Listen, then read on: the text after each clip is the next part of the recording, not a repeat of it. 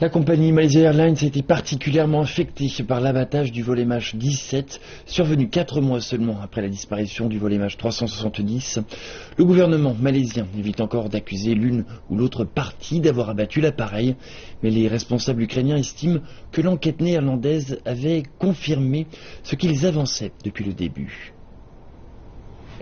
C'est la première fois dans l'histoire qu'une compagnie aérienne a été touchée par 2 catastrophes de grande ampleur en un intervalle de temps aussi court. Un coup dévastateur pour la Malaisie, pour son transporteur national, ainsi que les membres d'équipage. 43 Malaisiens sont décédés à bord du vol MH17, le deuxième plus important groupe de passagers après les Néerlandais.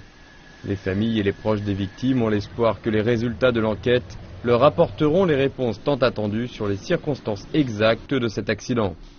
Des enquêteurs malaisiens, aux côtés d'enquêteurs ukrainiens, faisaient partie de l'équipe d'enquête conjointe. Nous saluons ce rapport dont nous pensons qu'il représente un grand pas en avant et qu'il reflète l'énorme quantité de travail effectué par l'équipe d'enquête.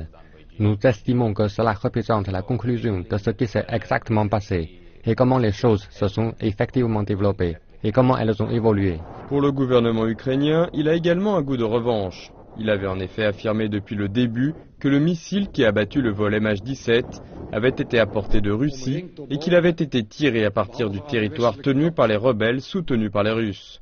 Absolument, je ressens un grand soulagement, non seulement pour l'Ukraine, mais également pour tout le monde, en particulier pour les familles des victimes, car cela démontre notre engagement et résolution à nous assurer que justice soit rendue.